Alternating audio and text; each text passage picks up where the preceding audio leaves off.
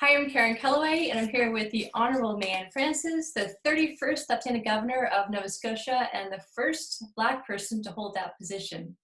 And before Your Honor took this appointment, she was the CEO of the Nova Scotia Human Rights Commission, which is where we met back around 2003 when I was doing communications with Her Honor and your team.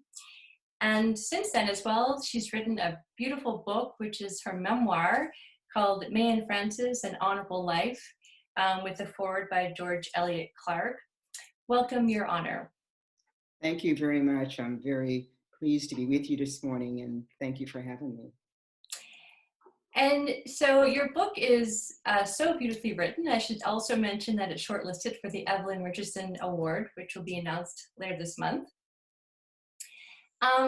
The reason we're talking now is because in the aftermath of the murder of George Floyd, there's what many are calling a great awakening. And so many of us, hopefully more of us, will start to have this self-reflection and thoughtfulness and start to listen about systemic racism in our communities and in our organizations. And so thinking about my audience and leaders in the organizations, I think your book is a fantastic place to start for them to read about your journey and your experiences. And so I wanted to have a conversation with you today about your book and some stories that could hopefully impart some inspiration and wisdom to others. And if it's okay, if you'll read a little bit on page 12, there's an intro paragraph that I quite like, starting with her extension. If you can read that first paragraph, and then we'll get into some questions. Certainly, thank you. This paragraph is the foreword in the book, written by George Eliot Clark. And so he says, her ascension is similar to that of Mary Poppins gliding up the banister, except that the gravitational forces arrayed against Miss Francis were, and in parentheses, and are, far greater than what the fictitious Miss Poppins ever gets to experience. Miss Francis's good luck is always a product, first of her pluck, in acquiring requisite skills or knowledge, then being willing to be challenged in the application.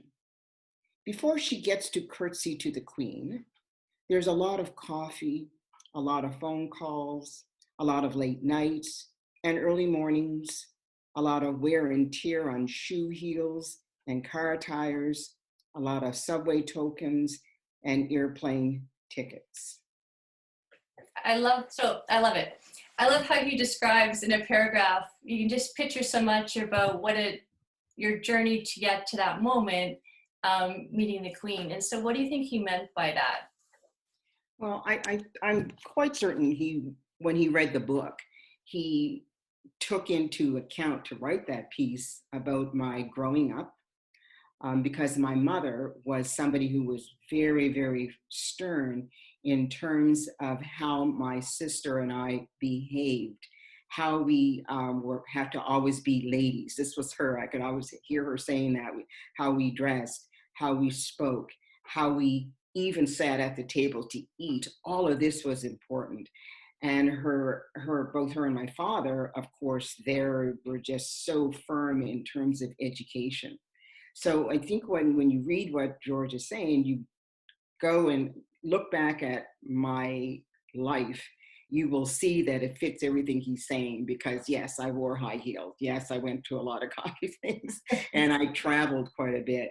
So I think that's what he's coming about, that all of this helped prepare me for meeting the Queen, which is true.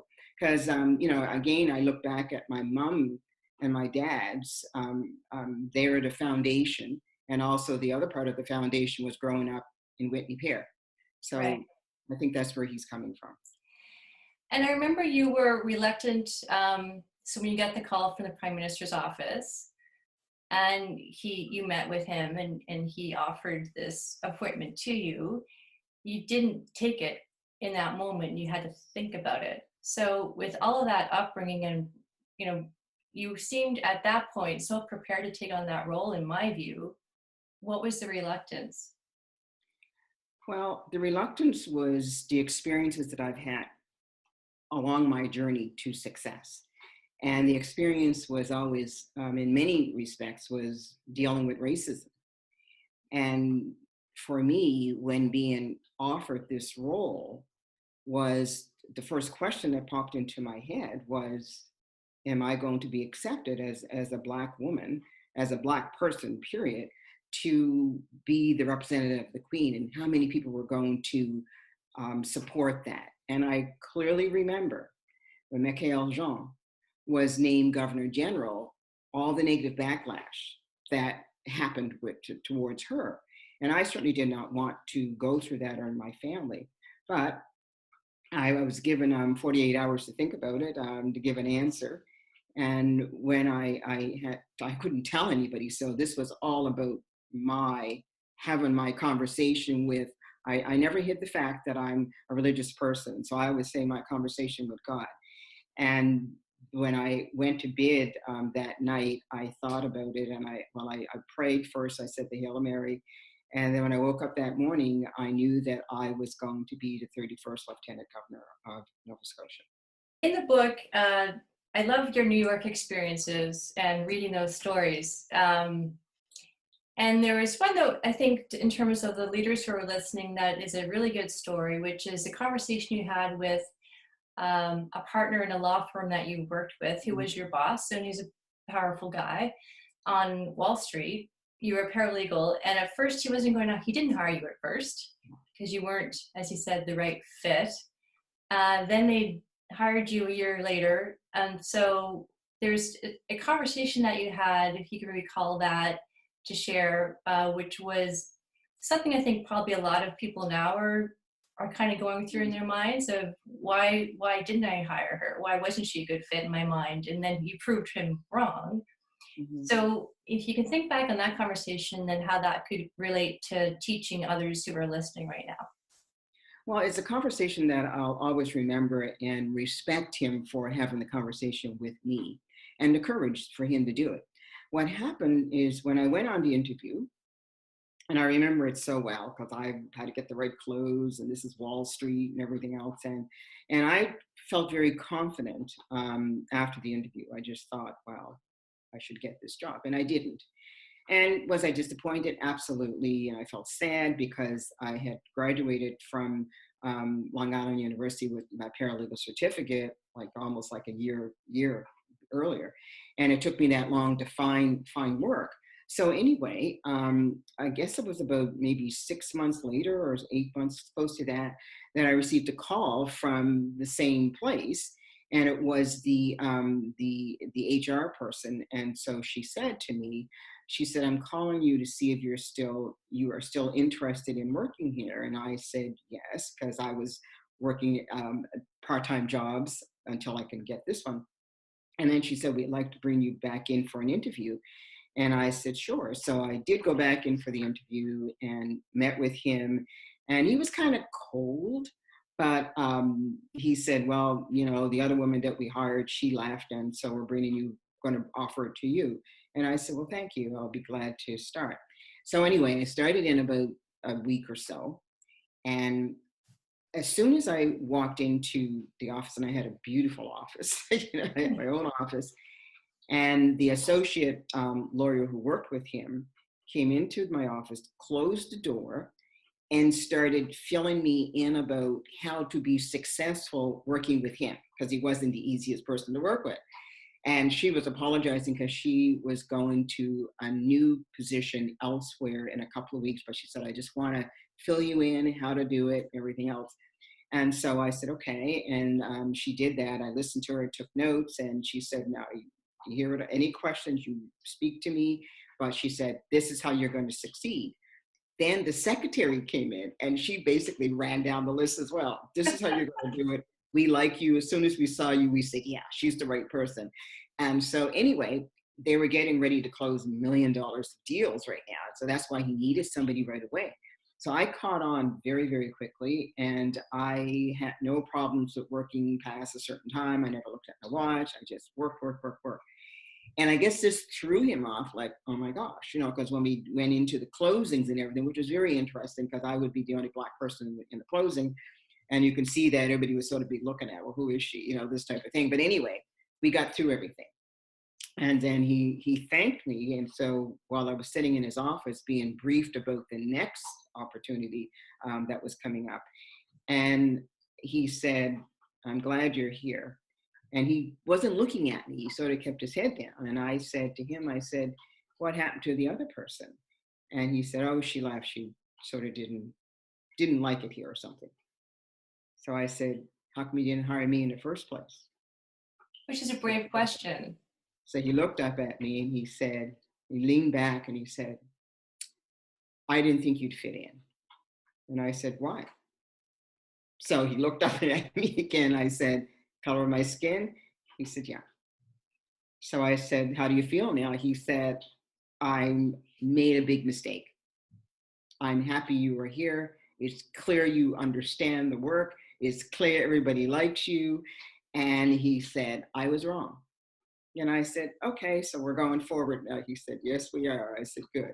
So I remember too, when I had another offer 2 years later for a larger firm uptown, and he was saying, please don't leave. You know?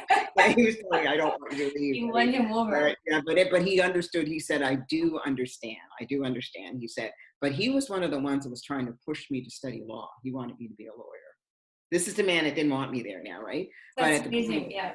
Yeah, but and he wasn't an easy person to work for, but my personality was, okay, I know how. And plus, don't forget, his secretary, as well as the lawyer that worked for him, gave me clues, right? So in other words, the clues was be perfect in what you do.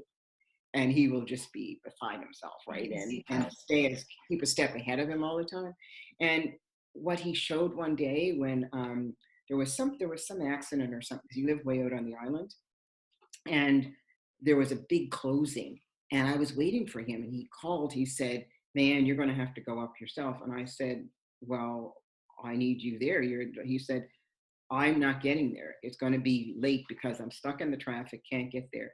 And he said, let me brief you really quickly, which he did. And then I said, well, they're going to be shocked when I get up there. And he said, probably.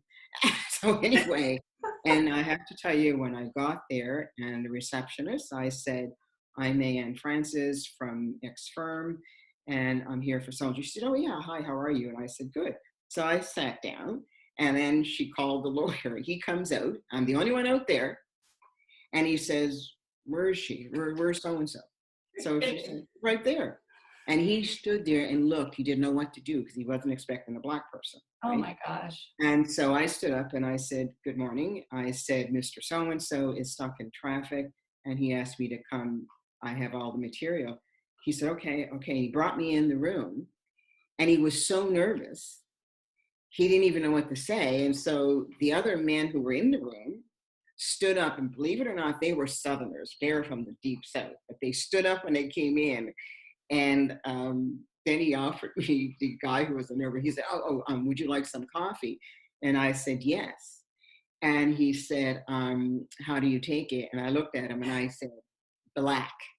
The room was silent. And the room was in silence.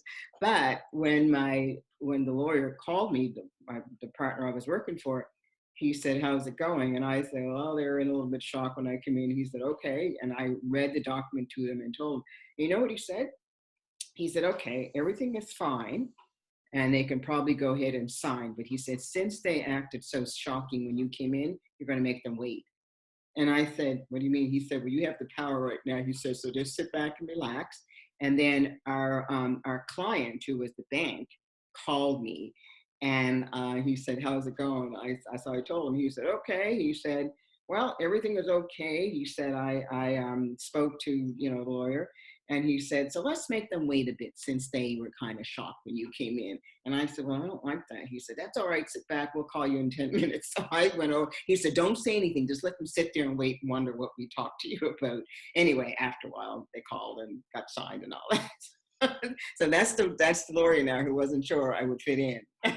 But he was so proud of me. That's amazing. It's a funny story to that story. But it's a funny story, but it's the fact that he admit it, as to why he And felt then, and you've converted him to opening his eyes and realizing, on his own. I mean, I certainly yeah, wasn't there teaching him stuff, but that's the way he was. But I mean, I don't think deep down he was a bad person. I just think that in his head, oh my gosh, she'd be the only Black professional in here, because there were other Black people working in the firm, but they were in like the mailroom, and there right. were some secretaries, or well, They three weren't secretaries. sitting around the boardroom table. Yeah, yeah. But anyway, it worked out. Yeah. I was laughing because I've been with you many times when you order your coffee, and you do like saying that. You it's sort of like your tagline. I like my coffee black. I love it whenever Well, my you say other that. tagline is, I'll say, just like me, right? I said that once. I said that once to somebody here, and he was on top of it. I had to laugh. So he said, well, how do you take your coffee? I said, just like me. He said, plenty of sugar. So I first of all, I said, you're good. Yeah, that is good. I'll never forget that. And so we laughed our heads off with that. Yeah. So, what would your advice be to leaders who are, uh, in this time right now where it's such an opportunity to have conversations and look within? I mean, you've worked at Human Rights Commission. You have so much experience. What comes to mind to share? Hmm. Well, I think leaders are human beings, of course. So first thing I think leaders have to do is first look at themselves. Who am I? Do I hold any type of beliefs about particular groups of people, Black people, Indigenous people, um, whatever? They have to really look at themselves and be honest with themselves. Second of all, they have to have the courage to admit they may have some views that they want to educate themselves on and get rid of those views because the views are wrong. And they have to have the courage to move forward to change the environment, which is based on systemic discrimination. And people don't understand what systemic discrimination is all about. But you have to understand that we're talking 400 years slavery, also when they took land from the indigenous people, and colonialism. So all structures were based on colonialism, and who most of the people who were colonialism were white. So every structure was built for built with structure, policies, everything was built for a particular group, white people. And so there were many barriers that were there for Black people, Indigenous people, people of color, and even women. So you have, because mostly was white males. And so those structures became institutionalized, and they are right up to today. And so if you go and look at boardrooms, okay, how many people around the table are people of color? And many boards, they're not. You might have one.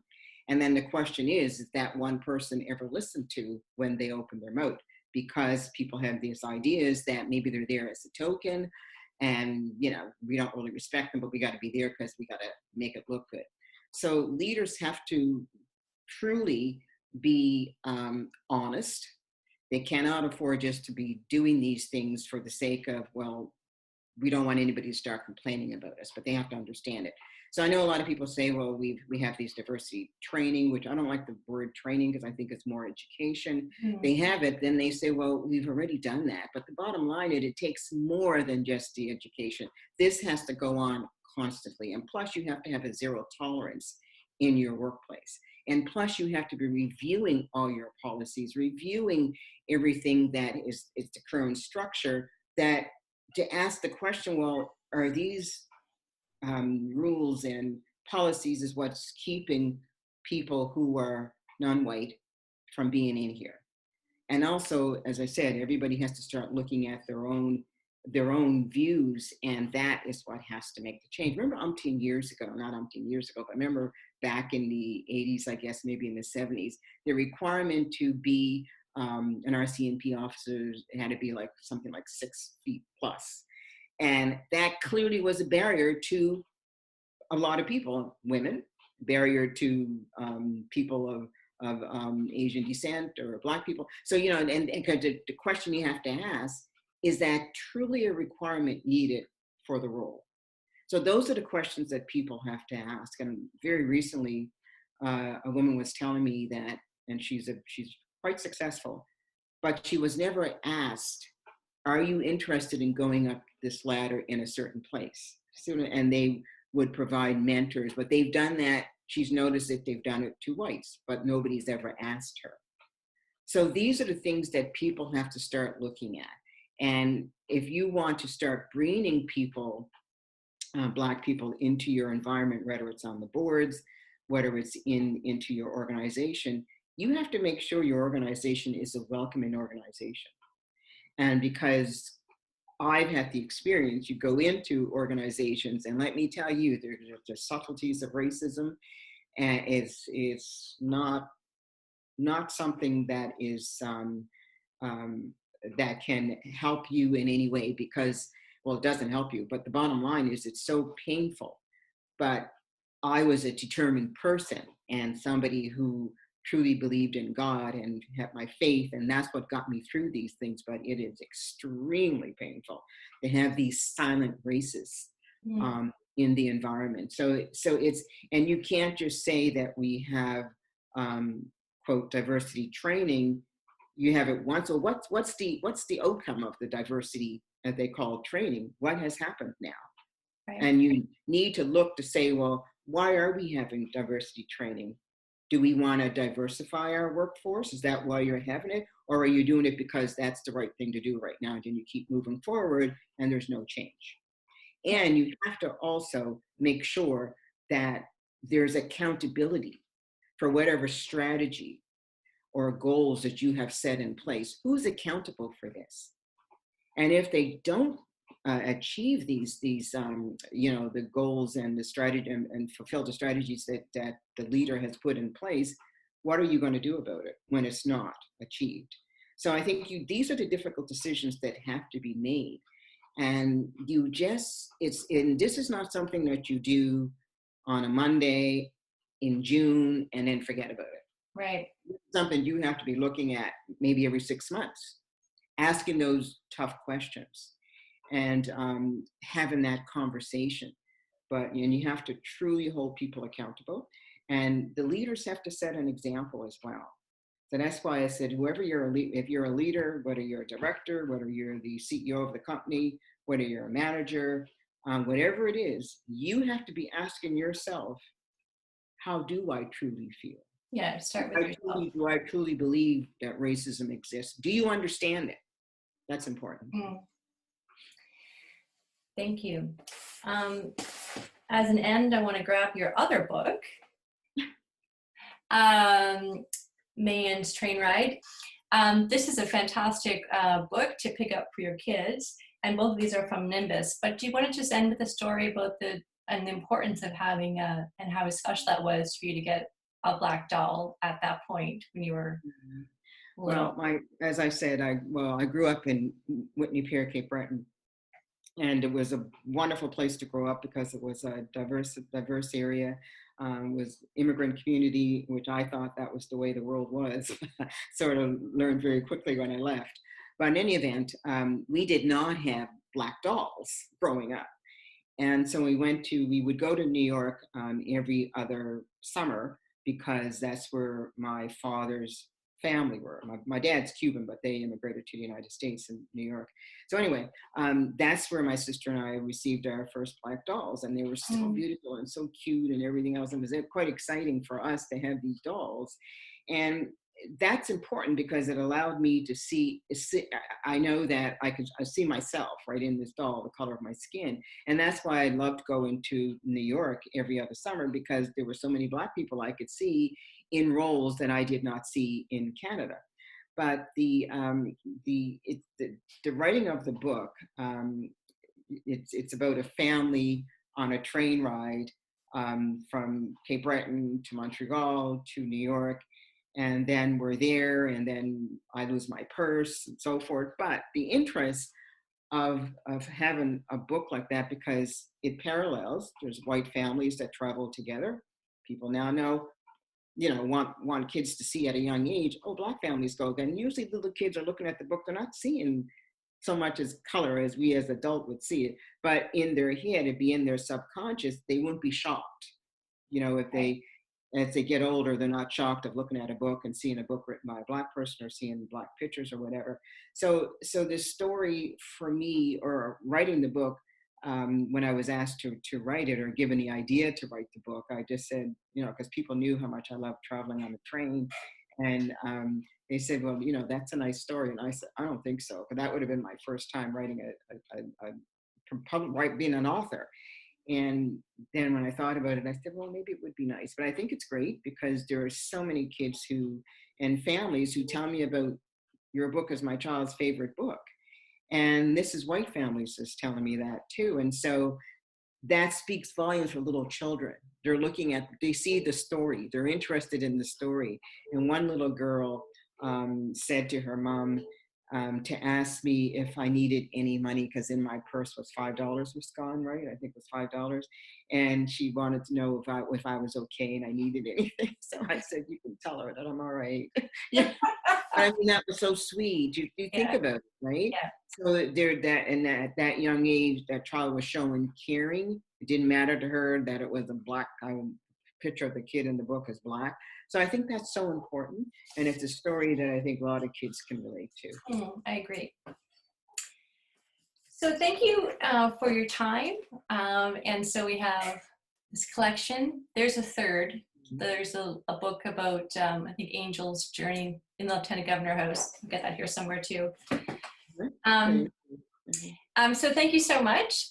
And we'll talk soon. We will. Okay. Thank you, and have a wonderful day.